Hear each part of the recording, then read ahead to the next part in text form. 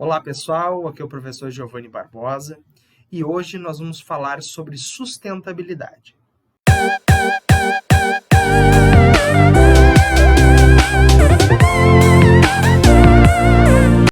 Sustentabilidade é um assunto que cai de forma muito comum dentro de todas as universidades e em todos os cursos.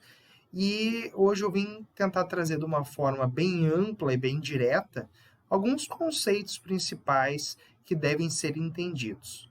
Todos os conceitos trabalhados durante essa aula, eles foram trazidos do Centro Sebrae de Sustentabilidade, né? Que são diversas cartilhas disponíveis também no site do Sebrae, que podem auxiliar dentro do aprendizado desse conteúdo, né? Que parece ser um bicho de sete cabeças, mas que, analisando de uma forma bem prática e bem didática, como eu pretendo passar para vocês, vai ser bem fácil de entender.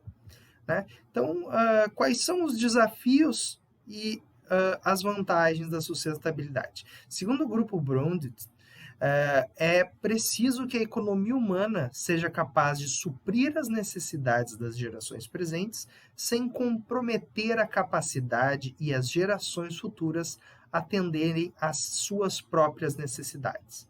O que isso significa?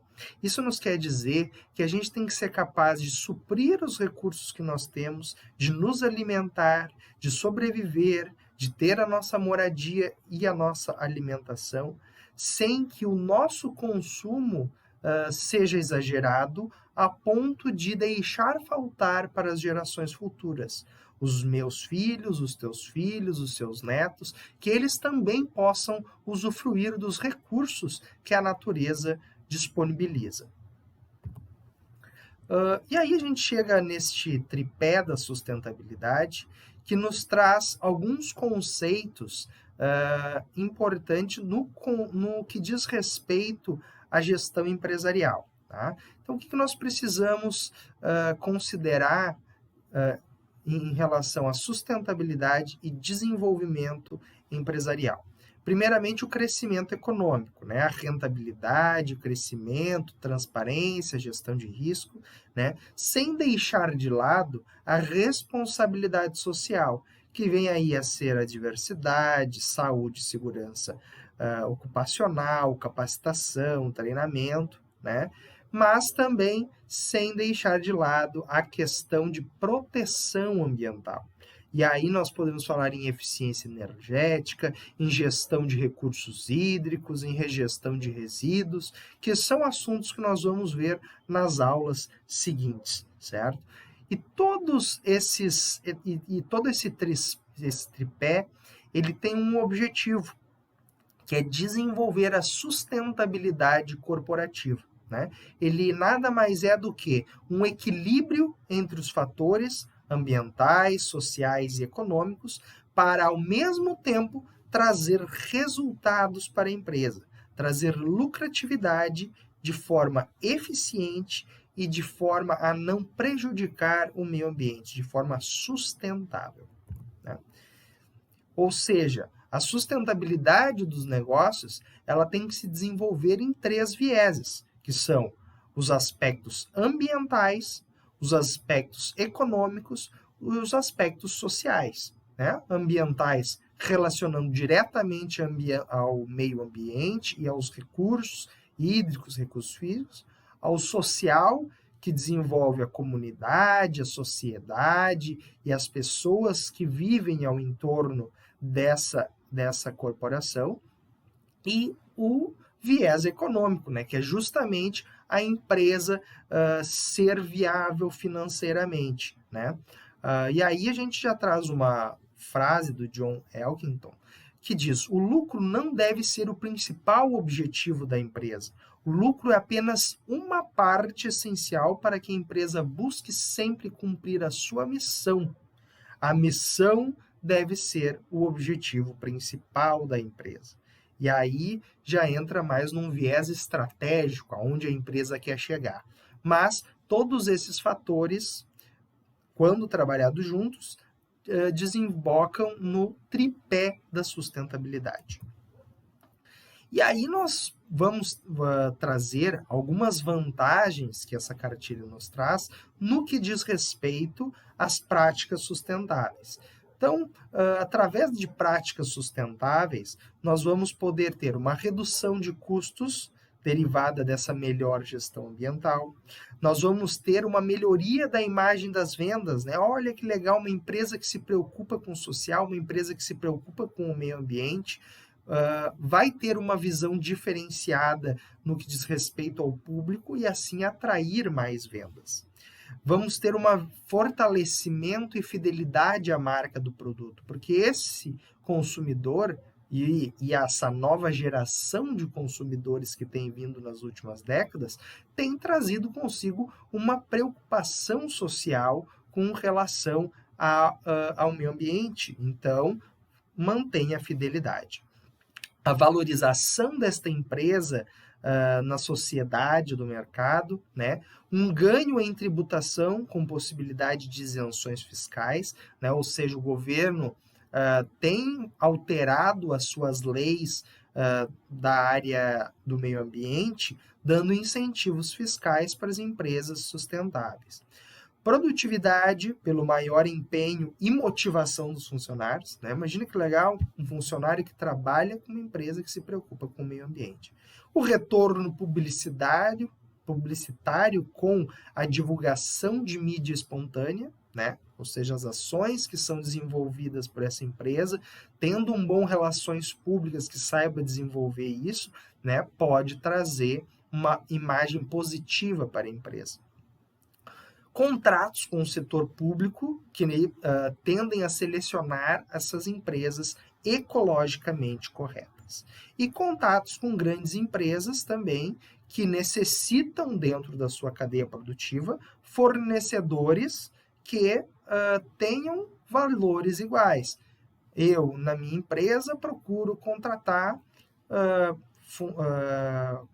empresas terceirizadas ou fornecedores, desculpa, tive fugir da palavra, fornecedores que tenham os mesmos ideais que eu e a minha equipe. Então, essa também é uma vantagem da prática sustentável. E como que nós identificamos essas oportunidades sustentáveis? Aí eu trago um indicador Ethos Sebrae, né, que é o indicador Ethos, ele é um instrumento de diagnóstico da empresa, estruturado em forma de questionário e auxilia na implementação das ações de sustentabilidade. Ou seja, são diversas perguntas, diversos questionários, diversas análises que são feitas justamente para ver aonde a empresa está, aonde ela quer chegar e colocar dentro deste planejamento estratégico algumas ações que visam manter a sustentabilidade. Sustentabilidade financeira, sustentabilidade social e sustentabilidade ambiental. E esses indicadores andam juntos, né? E aí a gente pode analisar, nesse próximo slide, a avaliação do ciclo de vida, né, de um produto, né, detectando oportunidades de melhoria de gestão no processo produtivo. Então, esse é só um exemplo que eu trouxe para ilustrar, mas desde que se entra, né, a extração de recursos naturais, e aí passa para a fabricação de matéria-prima, passa para a fabricação de produtos, passa para a comercialização, passa para a distribuição formal, distribuição final. Em todo esse processo, que deve de ser analisado, principalmente através dos indicadores Ethos, é a questão dos resíduos, né, que são descartados lá no final do processo seletivo, a quantidade de energia que se é gasta, a quantidade de água que é utilizada dentro do processo produtivo, seja como matéria-prima ou não, os recursos naturais, para que, analisando todo esse ciclo, possa-se fazer uma análise e tentar reduzir custos e tentar diminuir possíveis impactos sociais e ambientais que possam estar afetando a sociedade de alguma forma, certo? E aí, então, a gente entende as dimensões da sociedade, né? São essas dimensões chaves que, trabalhando em conjunto, vão conduzir a sua empresa, o seu negócio, com uma postura social, trazendo essa preocupação ambiental e ecoeficiente, né? Mais rentável, mais responsável, novamente trazendo aquela questão dos vieses econômico, social e ambiental, que são os principais pilares da sustentabilidade nas empresas. E aonde se aplicam as dimensões da sustentabilidade? A gente pode avaliar isso dentro do planejamento estratégico, né? Isso eu trago para você de uma forma prática, né? Como aplicar isso dentro de uma empresa. No planejamento estratégico, definir lá, dentro da sua análise SWOT, daqui a pouco pode ser uma fortaleza dentro da sua análise de modelo de negócio, né? E botar isso como norte, é um direcionamento, é um caminho a ser percorrido. Juntamente a isso, nós podemos trazer a questão de liderança para a sustentabilidade, onde ela é capaz de estabelecer um olhar transformador e combinar esforços e gerar oportunidades para a empresa e ambiente ao seu redor.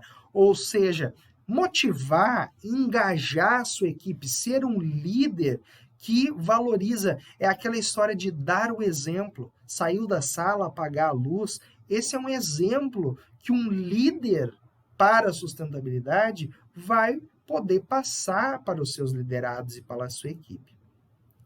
Importantíssimo falar sobre gestão financeira, manter um negócio estável e preparado para as exigências do mercado, né? Então, uma gestão financeira equilibrada, fazer um bom uso do dinheiro. Dinheiro não é um recurso, não é um recurso escasso, é um recurso escasso, assim como é a água, assim como é a terra, assim como são as árvores, são recursos. Então, ter responsabilidade na gestão financeira. Gestão da qualidade vem a ser o quê? A fazer, não só fazer um bom uso, como entregar o melhor para quem recebe isso, né? Quem é o cliente, quem é o beneficiário do produto ou serviço que a empresa dispõe, né? Então, fazer um uso eficiente desses recursos, gerar um baixo impacto social sem perder a qualidade do negócio. Assim, a gente pode ir para uma outra dimensão, que é as compras sustentáveis, né? Ter um controle de estoque atualizado é importantíssimo para que não se compre coisas que não tem necessidade de comprar, né? Daqui a pouco você já tem o material em estoque e por falta de controle está comprando isso de novo. Poxa, aonde está a sustentabilidade nisso, né? Encadeamento produtivo, né? Aí seriam algumas empresas que estão exigindo fazer negócios com empresas com certificações ambientais. Então, as empresas do futuro, não digo do futuro, as empresas do presente estão preocupadas com a questão social, estão buscando certificações, né? Seja de ISO, seja enfim, diversas outras certificadoras que vão até a empresa e analisam os processos. Essa é uma empresa certificada ambientalmente. E muitas instituições só querem comprar de empresas que tenham essa preocupação. Sem deixar de lado outra questão importantíssima, que é o desenvolvimento social. Que não somente pensar na questão ambiental, mas pensar na sociedade que está impactada aonde a empresa está inserida. Será que naquela comunidade não tem uma família passando fome? Será que naquela comunidade não tem uma família que o pai está desempregado, que está passando por necessidade? E por que não ter essa importância, se desprender de um recurso básico, uma alimentação, uma cesta básica, e tentar impactar essa sociedade de forma positiva. Ou até mesmo oferecer um emprego, daqui a pouco ali um pai de família que está há muito tempo sem conseguir um emprego. Essas são oportunidades de impactos sociais que podem ser gerados.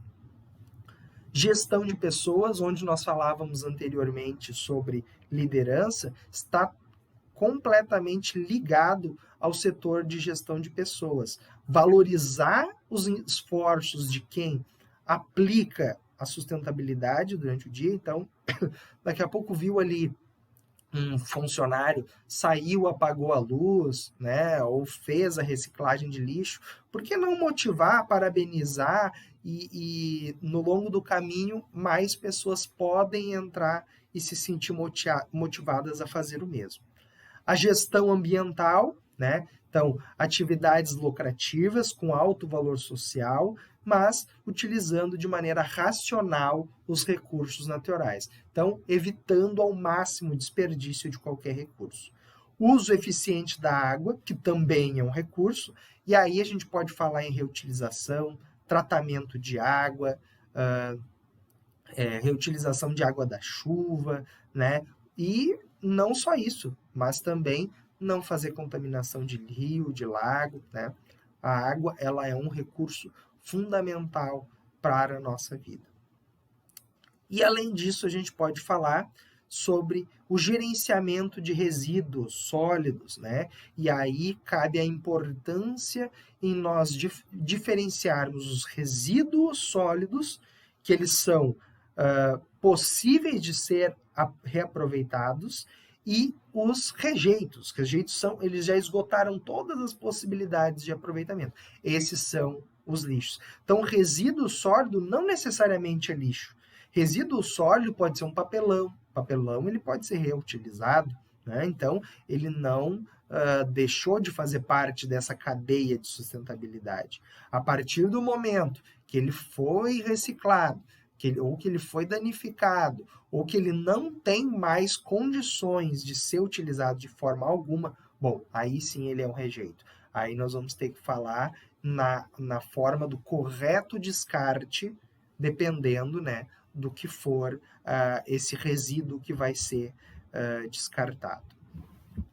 Podemos destacar ainda o uso eficiente da energia, que assim como a água é um recurso, mas o principal objetivo do uso eficiente da energia é a redução de custos, né? Então, reduzindo o custo, a gente reduz o consumo, né? Uma coisa está ligada para a outra e tende a ampliar o faturamento, né? É um desgaste, um gasto desnecessário quando você tem uma luz acesa que não é precisa.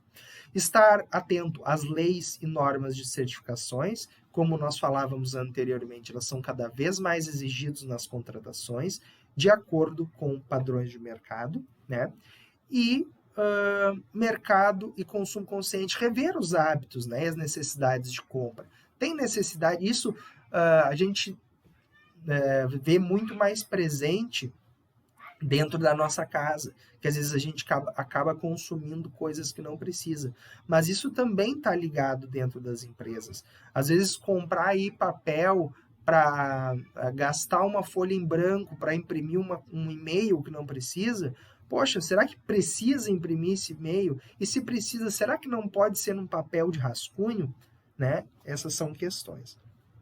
E também marketing e comunicação, ou seja, comunicar essas atitudes aos consumidores, né, para que isso incentive e entusiasme a outras empresas e outras pessoas a tomarem atitudes como iniciativas de iniciativas, todas essas que a gente falou anteriormente, para aplicar na sua casa ou na sua empresa. Isso a gente chama de ecomarketing ou marketing verde, né? Ou seja, disseminar essas ações para que motive mais pessoas a engajarem esta causa. E para encerrar essa primeira videoaula falando sobre sustentabilidade, é importante destacar o papel das políticas públicas, né? Quanto mais os gestores públicos, e aí os legisladores que são capazes de gerar leis, né, e fiscalizar, né? O papel do legislador é gerar leis e fiscalizar as atitudes do Poder Executivo, trabalhar todos de forma unificada, visando o meio ambiente. Né? Então, cada vez é mais importante se pensar em políticas públicas e em como desenvolver os municípios de maneira sustentável. A grande maioria dos municípios, não a sua totalidade, mas a grande maioria, já realiza a coleta seletiva. Então, é preciso fazer um trabalho de conscientização da própria população a fazer a separação do lixo. Quando se fala em políticas públicas, não se fala apenas em responsabilidade dos agentes públicos, mas sim na responsabilidade de todo o contexto, de todas as pessoas envolvidas, seja a comunidade, seja o cidadão, seja o vereador, seja o prefeito, seja o secretário, todos têm que trabalhar e fazer a sua parte para ter conscientização. Certo, pessoal? Então, isso que eu queria trazer nessa aula de hoje, tá?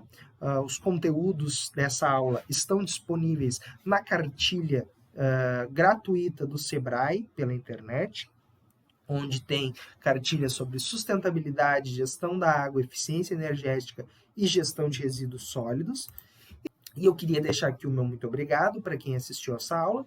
Eu sou Giovanni Barbosa, sou tecnólogo em gestão de recursos humanos, técnico em contabilidade, instrutor de cursos gerenciais, RH, Departamento de Turismo e Contabilidade, e também sou presidente da Associação Beneficente em Prol da Infância e da Juventude, um trabalho social que eu desenvolvo na cidade de Camaquã, no Rio Grande do Sul. Muito obrigado, peço que vocês se inscrevam no canal, compartilhem esse vídeo para que mais pessoas possam ter acesso a esse conteúdo. Muito obrigado.